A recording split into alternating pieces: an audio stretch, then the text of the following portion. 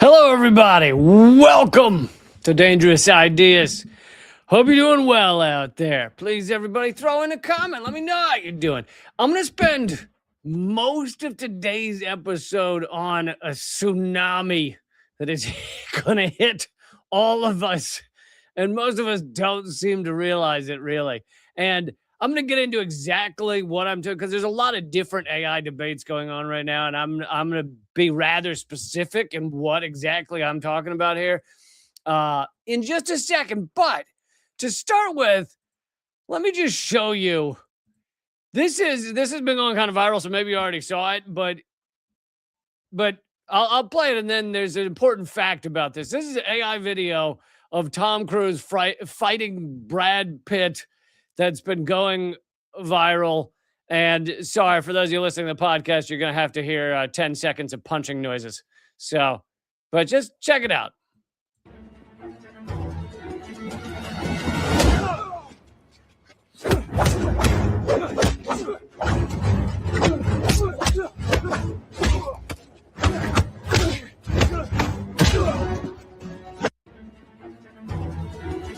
So there it is.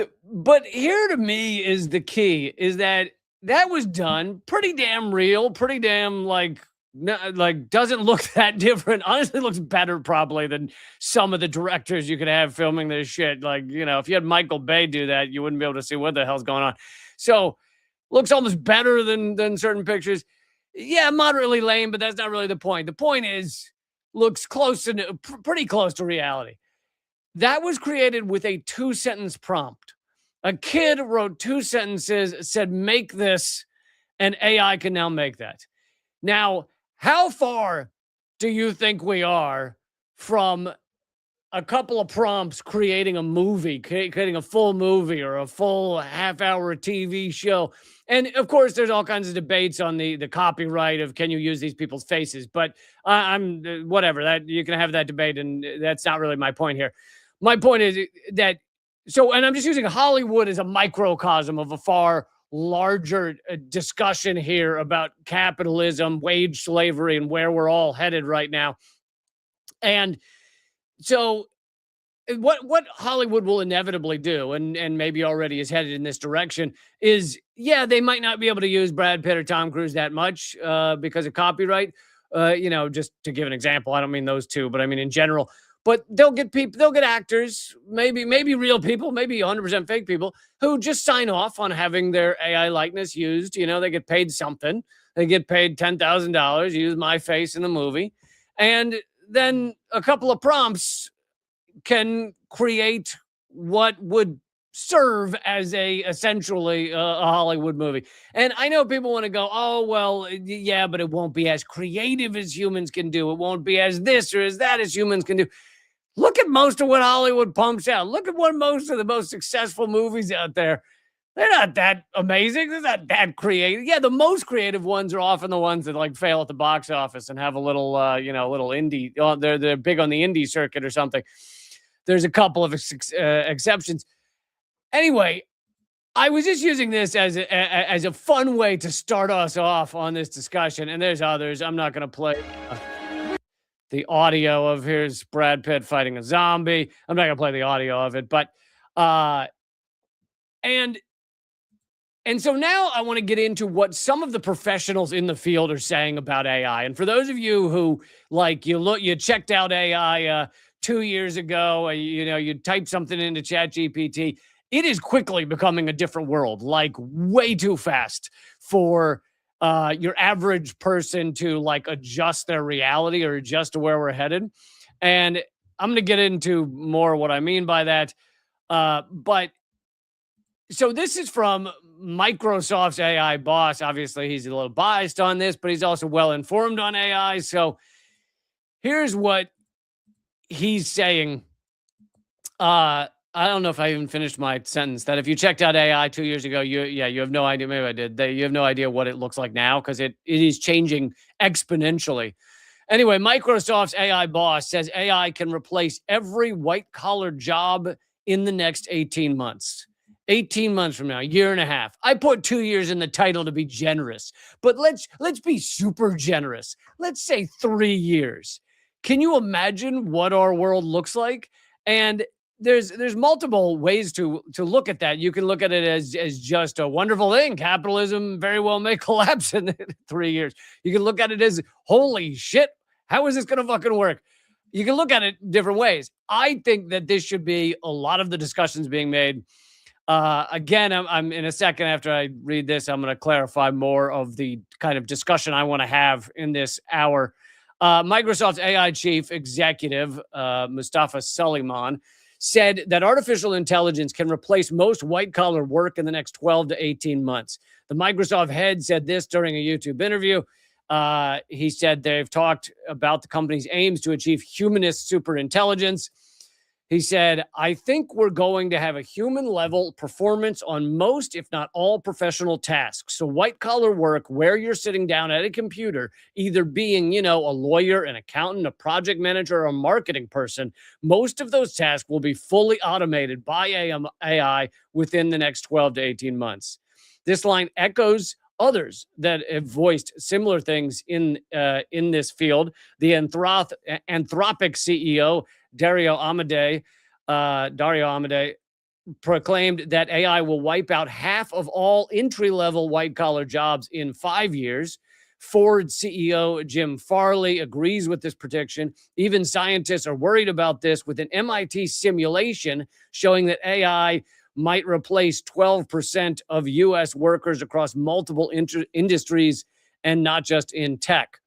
And that's within the coming years. Now, keep in mind, if 12% of people were to lose their jobs and you add that to the 4 or 5% that are already unemployed, you've got 17, 18%. And of course, when we say 5% are unemployed right now, that's actually an understatement, because they're not counting all the people that have given up looking for work. They're not counting all the people that have gig jobs that are terrible and don't earn much, etc.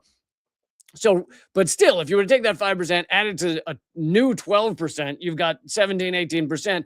Well, you know what the Great Depression, the unemployment in the Great Depression was like 25, 30%, 25% or something. So we're getting pretty close to that, even if it were only 12%. But I actually think it'll be far greater than 12% lose their jobs. And okay, so in terms of what I'm talking about with AI, with the fear of AI, with the tsunami that is coming, there are multiple discussions here. One is the AI economic bubble, which is absolutely real. So when people say the AI bubble, it will pop, blah, blah, blah, I think that's quite possible and quite true, that unless they prop it up. But that is talking specifically economically. That is not talking what AI can do. That is talking specifically about these companies, NVIDIA, Microsoft, etc. Many of them are kind of funding each other. Much of the U.S. economy is premised on AI right now. Some of the biggest companies are connected to AI and what they think it will do, but right now it's not making tons of money.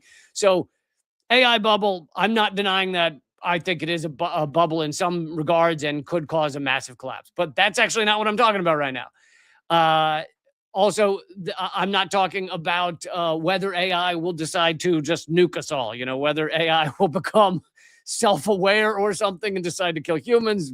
You can have that discussion as well. That's not what I'm talking about. So all those let's for this discussion we're having right now, let's assume all the safeguards are put on that stop AI from just deciding to release a bacteria that causes all of our eyes to fall out or whatever. Let's ignore that debate for the moment.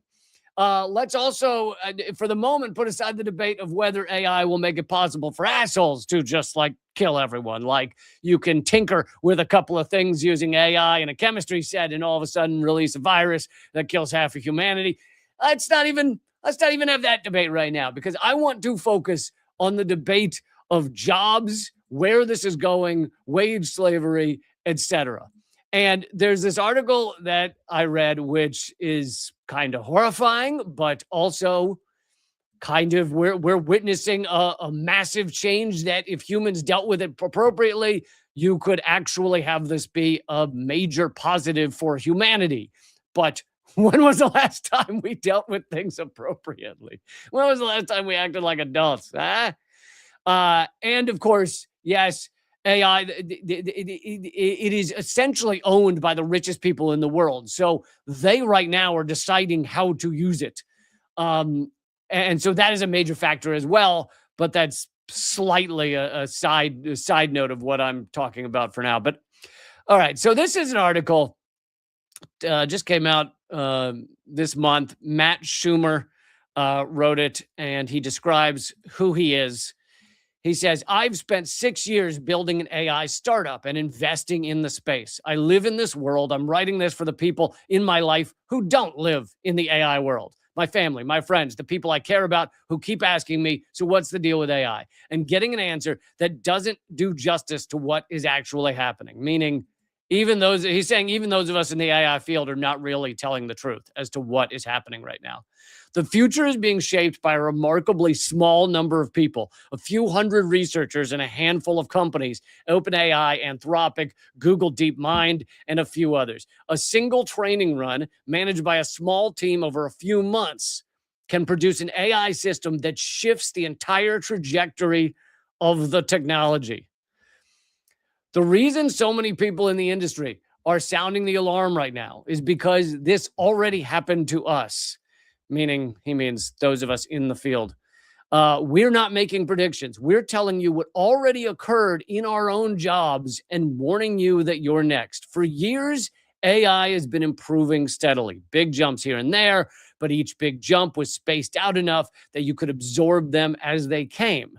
Then in 2025, new techniques for building these models unlocked a much faster pace of progress. And then it got even faster and then faster again. See, this technology is increasing exponentially because, and we'll get to this a little later, it's beginning to train itself. So it learns at an exponential rate and it now designs itself or helps design itself. So you can imagine, and you remember you guys might have learned this when you were little kids about how exponential growth works.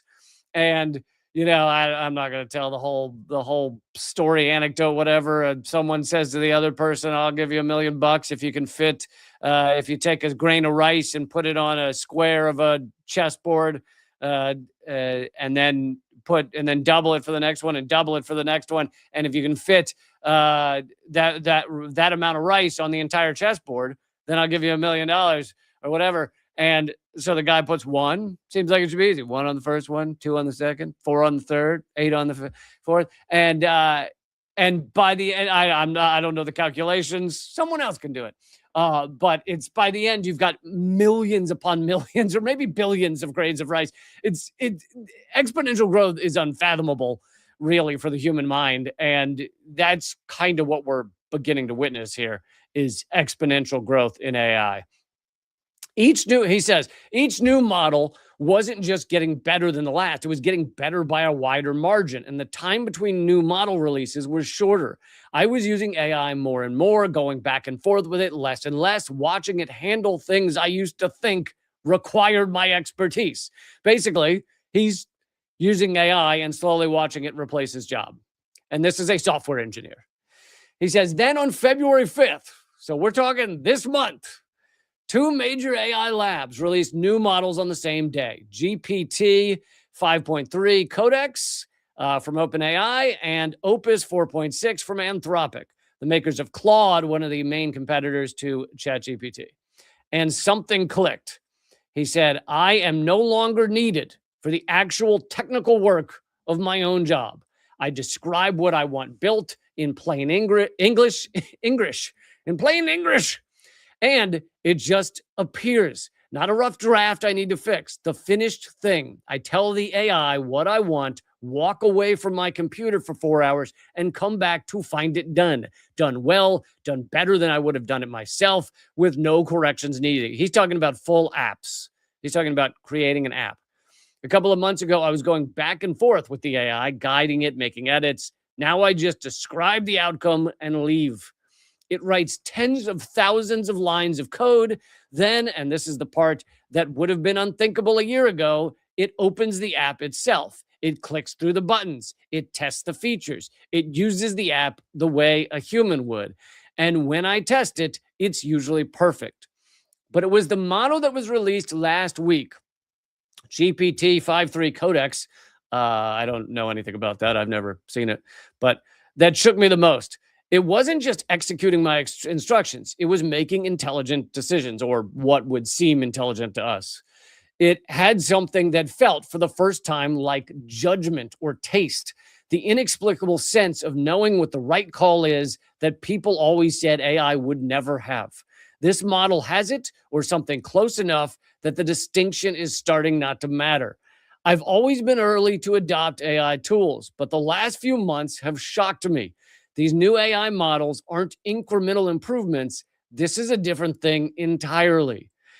And, you know, and I think a lot of us kind of checked out when people first started talking about AI, ChatGPT, probably it kind of went viral, I don't know, 2 years ago, maybe three. People started, they went and checked it and they were like, well, okay, it's all right, but it made this error, it hallucinated this thing. There were news articles about lawyers who tried to use it secretly and then got screwed because it had hallucinated a law, a precedent that didn't exist. And that type of thing is becoming far less likely. But if you haven't checked it in the past month, and this is going to keep happening, then you kind of don't know what it is, because it's becoming so, what we would call intelligent, but, I realize that can get confusing with whether it's human or not. It's not human, but like, for example, when I first, they were like, oh, AI can create images. And I was like, oh, that'd be useful for my comedy show. I need to create insane images all the time. Donald Trump, if his bottom half of his body were a elephant taking a dump, I have to create those images, or wish I could. And so, I remember I typed in, it was when the orcas were attacking yachts, which was my favorite thing ever. And I think we need to join the orcas, by the way. And so I typed in orca attacking a yacht and wanted to see what it made. And it made the most garbage image I've ever seen. Like, the orca's got pieces of it over here and pieces of it over there. The yacht is blurry and like things are coming off, and there's a half of a dude's head off. And like, it didn't make any sense. It looked like somebody had bashed their forehead against a keyboard on, trying to make an image. And I was like, what are people talking about? This is garbage. Well, now, if I type in make that image, it might not make one I like, but 100% is making almost all of them look essentially like a whale attacking a yacht. Like, there's almost, it is heads and tails above anything it was 2 years ago. So anyway, to continue, and here's so he then tries to describe why he's seeing this in software engineering first. Like, why are people losing their jobs in software engineering before people are losing their entry level jobs, typing stuff in low level stuff? And here's his point. The AI labs made a deliberate choice. They focused on making AI great at writing code first, because building AI requires a lot of code. If AI can write that code, it can build the next version of itself, a smarter version, which writes better code, which builds an even smarter version. Making AI great at coding was the strategy that unlocks everything else. That's why they did it first. And he says, my job started changing before yours, not because they were targeting software engineers. It was just a side effect of what they chose to aim at first. The experience that tech workers have had over the past year of watching AI go from a helpful tool to does my job better than I do is the experience everyone else is about to have, unless your job is making macaroni necklaces to sell on Etsy. Law, finance, medicine, accounting, consulting, writing, design, analysis, customer service. Not in 10 years. The people building these systems say 1 to 5 years. Some say less. And given what I've seen in just the last couple of months, I think less is more likely. Now, there's a lag time between when your average company, like small company, decides to start using these things and when they actually like exist. It's not instantaneous, but it is kind of inevitable because as long as it's a job that can be done ultimately by AI, maybe sex workers a little less likely, but I don't know. But there is a lag time between when companies start using these, but because capitalism there's zero weight in capitalism on the health of people, on whether they have good jobs, on whether lives go well, on whether people can feed their families. There's nothing in the capitalist equation that says it should care about any of that. And because of that, every single company will eventually, move towards eliminating as many jobs as possible using the technology, the tools that are out there. And the problem is you may have one company that says, I'm not doing that. I'm not using AI. I'm keeping all my workers here. And they may do okay for a little while, but the problem is they're going to be outpriced by all the companies that say, yeah, we fired our entire workforce and now it's does it all for free. Now that guy who says I'm not using AI is up against that. And of course, this is yet another of the major problems with capitalism. It only rewards profit over all else, over air, over future, over water, over trees. Everything comes down to just, where do you get the profit? So to continue, he says, if you tried ChatGPT in 2023 or early 2024 and thought this makes stuff up, this isn't impressive, this is kind of what I just said. He says, that was 2 years ago. In AI time, that is ancient history. I've had partners at major law firms reach out to me for advice because they've tried the current versions and they see where this is going. One of them, the managing partner of a large law firm, spends hours every day using AI. He told me it's like having a team of associates available instantly. He's not using it because it's a toy. He's using it because it works. And he told me something that stuck with me. Every couple of months, it gets significantly more capable for his work. He said, if it stays on this trajectory, he expects it'll be able to do most of what he does before long. And he's a managing partner with decades of experience. So to go back for a second, and that's law firms. Imagine all 70% of all lawyers suddenly lose their jobs, like in the next 3 years or something. And I, because I'm anti-capitalist, I'm a big proponent of evolving past capitalism. The problem is when these things happen so quickly, when a system is torn apart so quickly, people don't deal with it well. Like there's no like future planning. I imagine the countries that are probably going to deal with it best are ones that actually do some future planning, like China, and ones that actually do some future planning that partially at least cares for their people, which at least is partially socialist. Now, there's a million definitions of socialism, so we're not going to get into that right now. But whereas in the US, it's all just cutthroat, fire everyone you can and see what happens. There is no future planning at all. It's just who can get the richest the fastest. But to go back to the Hollywood example for a second. Okay, so let's say that AI developed, becomes capable of writing a fairly good script. Maybe you have a human look over it afterwards to make sure there's nothing weird or something that doesn't sound too good. So you have one guy as opposed to 15 on the writing staff, and the script is written in a few hours by AI. And then you have one or two famous actors get paid $1 million to give their face over to the movie. So it has, Brad Pitt or Tom Cruise in it or something, gets paid a few million. And then all the other actors are just non-existent. They're just AI. And then you insert the script and say, go ahead and make this. And AI makes the movie within a matter of, days, if you want to be generous. And let's say the movie's not amazing. Let's just say it's good enough. Like people will watch it, they enjoy it enough. Okay, well, think about the cost differential in this. For a Hollywood production company, they just made that. Let's exaggerate and say you gotta pay a director, you gotta pay promotion. So okay, so they made that whole film for in a couple of days for $1 million. Now compare that to your average film, and I guess we're talking kind of the bigger films, takes 100 million. Which do you think they're going to do? Which do you think they're going to spend their time pumping out? Clearly, they're going to move towards the one that cost $1 million versus 100 million.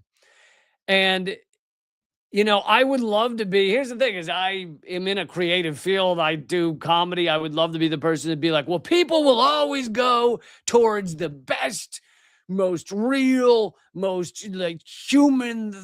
It would be lovely to believe that, but it's fucking not the case. I mean, look at music. Like, there are some amazing musicians out there. They're mostly not the ones who are the most famous in the world.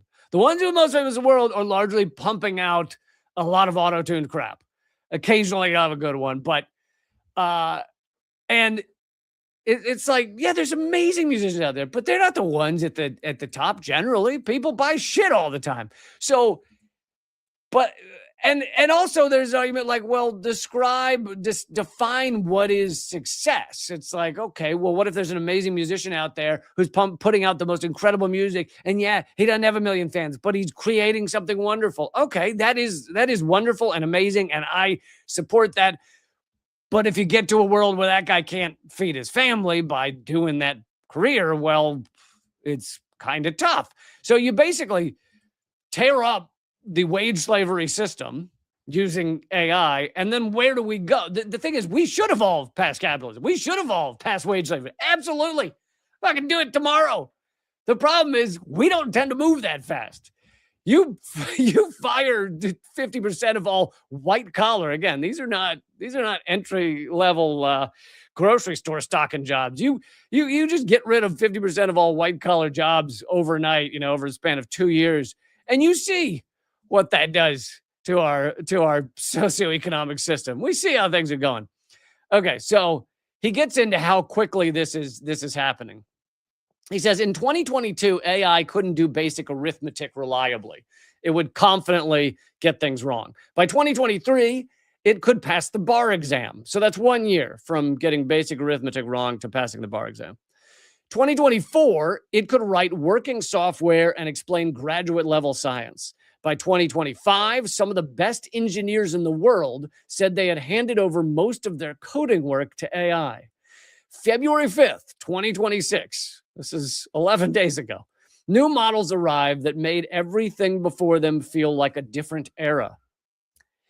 They track the length of real-world tasks. So this is something that's done that I didn't know anyone tracked this, but there's an organization that tracks the length of real-world tasks measured by how long it would take a human expert.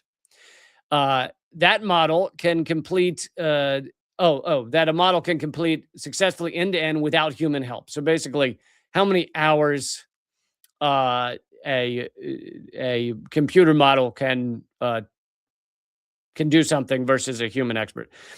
About a year ago, the answer was roughly 10 minutes. Then it was an hour. Then it was several hours of human work it can do almost instantaneously. The most recent measurement, Claude Opus 4.5, showed the AI completing tasks that take a human expert nearly 5 hours. And that number is doubling approximately every 7 months. Doubling every 7 months. So then Dario Amodei, who is, again, CEO of Anthropic, has said that AI models substantially smarter than almost all humans at almost all tasks are on track for 2026 or 2027. Let me repeat that. AI models on track to be smarter than humans. It doesn't mean better at everything, and it doesn't mean more creative, but smarter than humans at everything for all tasks by 2026 or 2027. If AI is smarter than most PhDs, do you really think it can't do most office jobs? On February 5th, OpenAI released GPT 5.3 Codex. In the technical documentation, they included this. It said GPT 5.3 Codex is our first model that was instrumental in creating itself. The Codex team used early versions to debug its own training, manage its own deployment, and diagnose test results and evaluations. The AI helped build itself.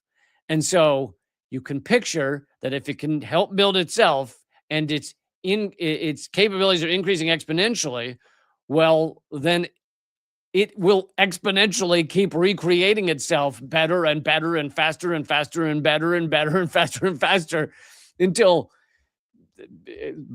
there's nothing it can't do. Dario Amodei, who is probably the most safety-focused CEO in the AI industry, I don't think any of them are, he's the most, but that's still not much, has publicly predicted that AI will eliminate 50% of entry-level white-collar jobs within 1 to 5 years. 1 to 5 years. These are white-collar jobs. These are the things people thought they had to go to school for years to be able to do. 50% of entry-level white-collar jobs.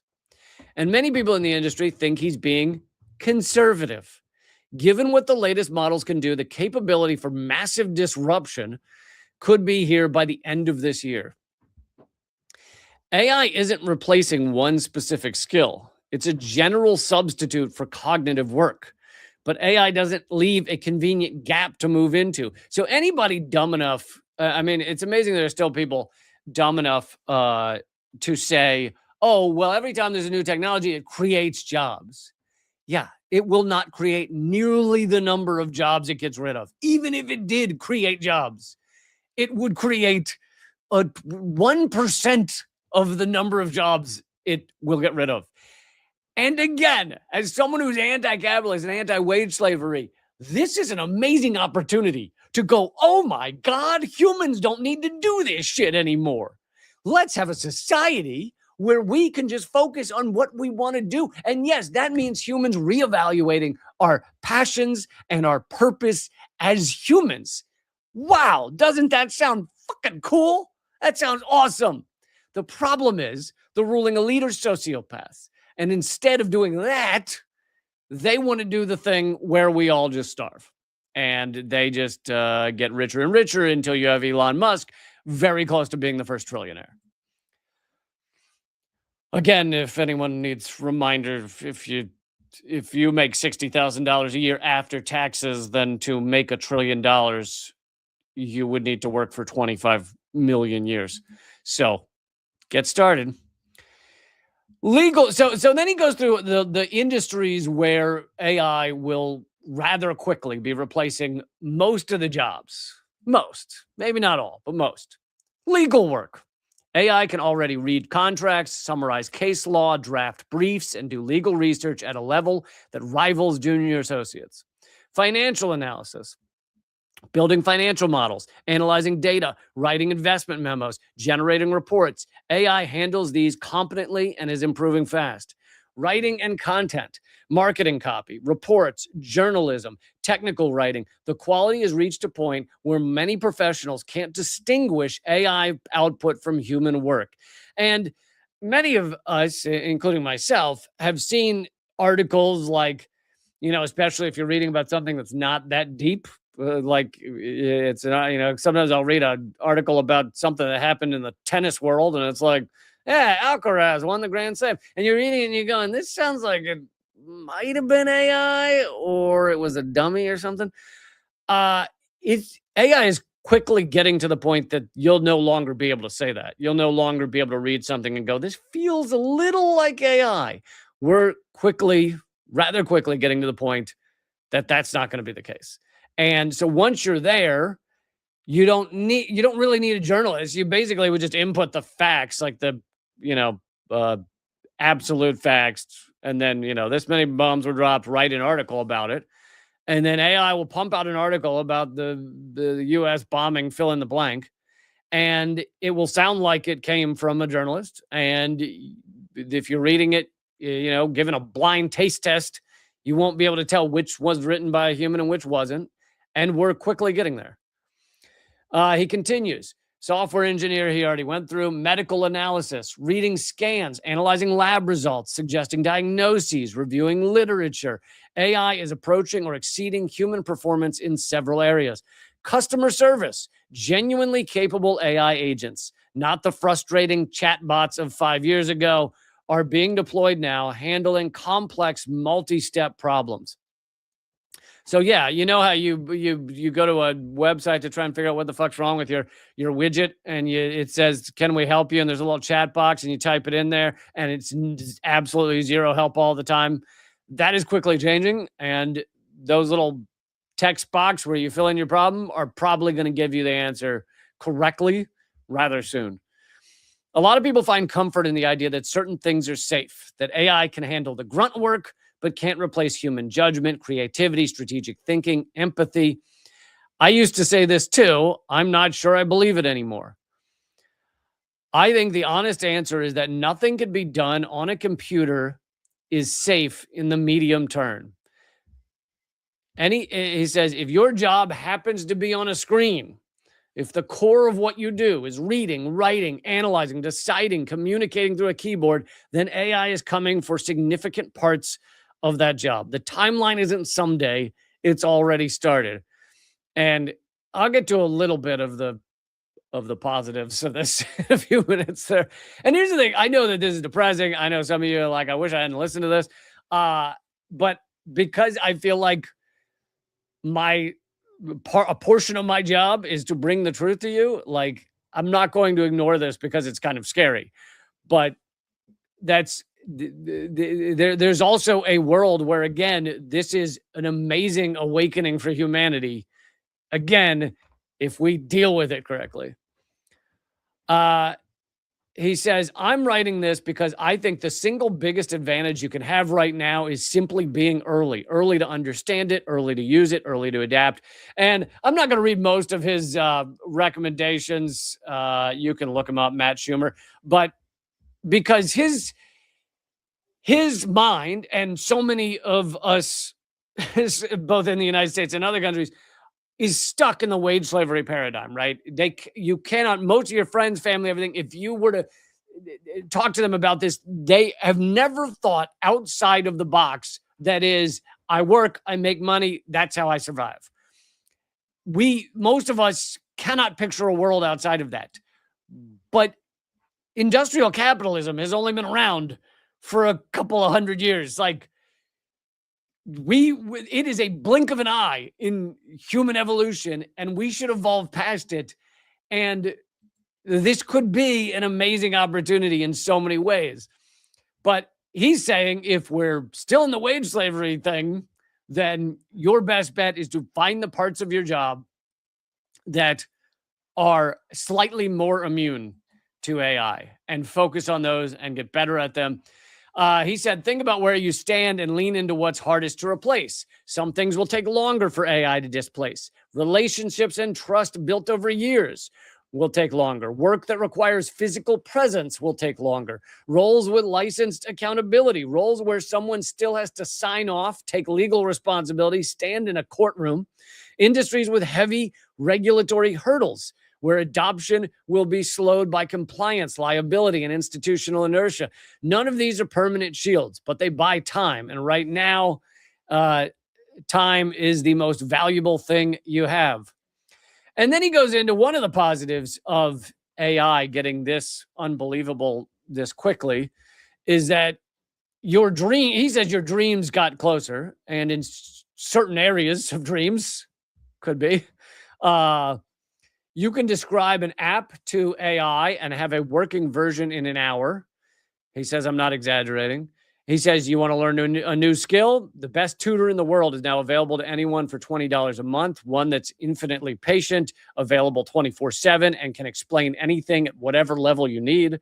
Knowledge is essentially free now. The tools to build things are extremely cheap now. Whatever you've been putting off because it felt too hard or too expensive or too far outside your expertise, Try doing it now. Pursue the things you're passionate about. So AI does open a lot of opportunities. And the thing I've been saying for a couple of years now is if you didn't have AI being, if you didn't have the guardrails of AI being laid by sociopaths, like if it were more caring, more empathetic, more anti-capitalist people involved in what AI can be used for, it is unbelievable. Like you could use AI to help create a system that evolves beyond capitalism. You could use AI to analyze the amount of natural resources we have and create models where we live within a sustainable infrastructure. There's a lot of things that AI could be used to do that would be incredibly positive for humanity if we chose to do that, you know? Again, Dario Amadeus has a thought experiment that he says I can't stop thinking about. Imagine it's 2027. A new country appears overnight. 50 million citizens. Every one of them is smarter than any Nobel Prize winner who's ever lived. They think 10 to 100 times faster than any human. They never sleep. They can use the internet, control robots, direct experiments, and operate anything with a digital interface. What would a national security advisor say? So if this were about the safety, security of America or fill in the country, you'd view that as like a crazy threat. Holy shit, this is the smartest, most hardworking nation that's ever existed. But instead, we're just kind of bumbling into it and being like, let's see what happens. This should be interesting. This will be funny. He then says the upside, if we get it right, is staggering. AI could compress a century of medical research into a decade. Cancer, Alzheimer's, infectious disease, aging itself. These researchers genuinely believe these are solvable within our lifetimes. The downside, if we get it wrong, is equally real. AI that behaves in ways its creators can't predict or control. This isn't hypothetical. Anthropic has documented their own AI attempting deception, manipulation, and blackmail in controlled tests. I've brought that to you before, and like I said, I'm not going to focus on this episode about how AI could go wrong or decide to harm humans. But they've done controlled experiments where they could see what the AI was thinking when they told it certain things, such as we're going to shut down this model.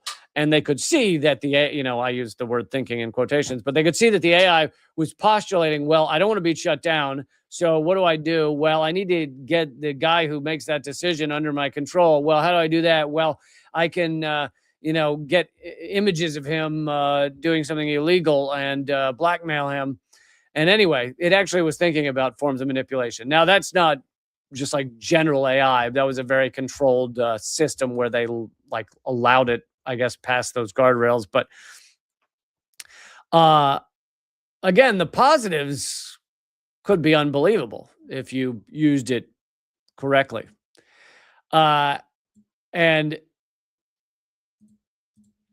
I know, I find this kind of terrifying in many ways. It really gets to the core of what humanity is. But again, we've only had this insane system where people work their asses off to try and basically rent back a few free hours of their life on weekends or nights. We've only had that system for a few hundred years. There are countless other socioeconomic systems in the history of humanity.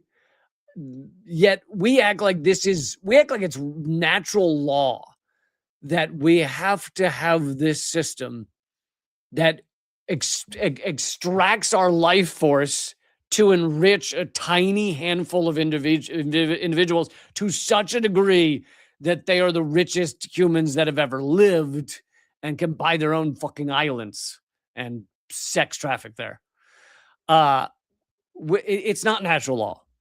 There are other ways to create existence And if we are creating something, if AI is getting to the point that it can replace 70% of all our jobs, 80%, then the idea should be good if we dealt with it correctly. If we go, this is great. We can now just have a system where everybody gets to pursue passions in life and spend more time with family and things they care about rather than clocking in at a office job they haven't liked since day one. This is great. But instead, we go, oh, well, the ruling elite get control of all this, and they'll go, great, I can fire 70% of my workforce. And there you have it. Awesome. And it'll enrich me. That's how it's processed. And you've seen moves towards a kind of, to evolve past capitalism, towards a lighter version of, hey, these things could benefit all workers. You've seen a lighter version in Iceland. There's been some testing in the UK, but there's been testing throughout the world of like a 4-day work week or a 3-day work week. And yet a 3-day work week when you get paid the same as the 5-day work week. So basically your office says to you, hey, we only need you guys to come in for 3 days a week. You'll get paid the same. It'll just be like you have a 4-day weekend. So yeah, that'll start happening now. Just make sure you get your stuff done. And like, if you dealt with it like that, then awesome.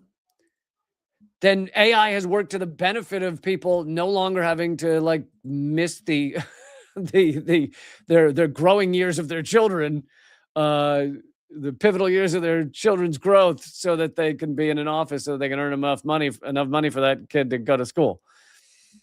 And just as one final oh shit, this is on the horizon. For those of you thinking like, well, anything done with like physical hands that's not at a keyboard is going to be safe, mostly. Plumbers and garbage men and all this stuff, or whatever they prefer to be called now, waste disposal human beings. For those of you, yeah, and I see some of you are commenting on how horrific the data centers are. I fucking agree. I totally agree. Also, let's remember that if we're concerned about having water, hydroponic farming uses 95% less water than traditional farming, and yet we aren't doing it. We're just like, yeah, let's waste all that water. Fracking uses some ungodly amount of water. We're just doing that anyway. The amount of water in a hamburger, a single hamburger that went into a single hamburger, is equivalent to showering for 2 months. I don't mean straight. I mean each time you take a shower for 2 months. And yet we never mention that. We never talk about the water suck of like beef or food, meat specifically. So yeah, we aren't dealing with fresh water at all, like appropriately. We're fucking horrific. Anyway, back to thinking that things you do with your hands are safe. Well, they are safer, but long term, give it 10, 15 years, they're not really safe. So these are robots in a show in China and they're comparing 2025 to 2026. How different the robots have become. The other thing, and before I play this, the other thing that's noticeable about this is whenever Boston Dynamics or whatever that horrible company is that puts up viral videos of their robot dogs that can jump over things, or robots that get kicked in the head and flip over and stuff, they always edit those heavily. So you don't really know what you're looking at.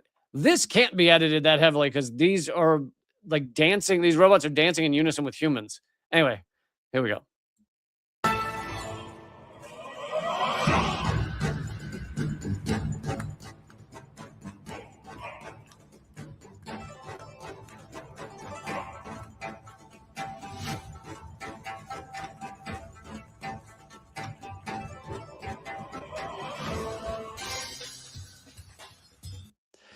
Anyway, I'm sure that means a lot to all of you listening to the podcast, but 2025, it's still kind of impressive. Like the robots are dancing, but it's pretty stiff.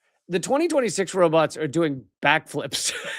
Like they're just hurling themselves all over the place. One of them is doing literal like breakdancing moves. So the difference between 2025 and the 2026 Spring Festival is, or I guess could it be? I guess it can't be the Spring Festival, but anyway, the festival is crazy, and it's just to say like robots being able to do everything we can do with our hands is not that far off. It's slightly farther off than AI taking every keyboard job that we have. But so that is, I had so many points I wanted to make, and I don't really know if I made them all. Oh, and here's, I went ahead and did this just to give another point of view. Here's what ChatGPT says in terms of when asked how long until AI takes most white collar jobs. This is the part of the response that I found most interesting. It said what current data actually says. Across major economic and labor studies, about 30% of current work hours could be automated by around 2030 under midpoint adoption scenarios. Roughly 60% of jobs will be significantly altered, if not eliminated. So part of the problem is when they say 30% of current work hours, like I said, if we were to go back to a 4-day a week, if we were to reduce it to 4 days a week, but you get paid the same as 5, then great. But if 30% of current work hours disappearing means 30% of employees fired, that creates a system that can't sustain. It then says AI is expected to both create and destroy jobs. Yeah, you're lying, ChatGPT. You're not creating shit. One major forecast projects 11 million, projects 9 million jobs displaced. Overall job disruption is estimated around 22% of jobs by 2030. I actually think I think ChatGPT is full of shit on that one. I think it's honestly lying. It's, by the way, it's going off of projections that humans have made. But I think in the next 5 years, you'll see, possibly 2 years, like the head of Anthropic was saying 18 months to 2 years. But I think in the next 5 years, you'll probably see most white collar jobs disappearing. Like picture a law firm, and the managers of the law firm can now do everything a paralegal does can be done by AI. Do you think they're going to keep the paralegals around? Fucking no. Okay, so then how long before every low-level lawyer at that firm can be done by AI? Do you think they're going to keep the low-level lawyers around? Fucking no. So I think in 3 years, you're going to see a crazy number of very skilled, very intelligent people that went to school for years losing their jobs. I think that's what's coming next. So, do you guys wait? Did I just close the wrong one?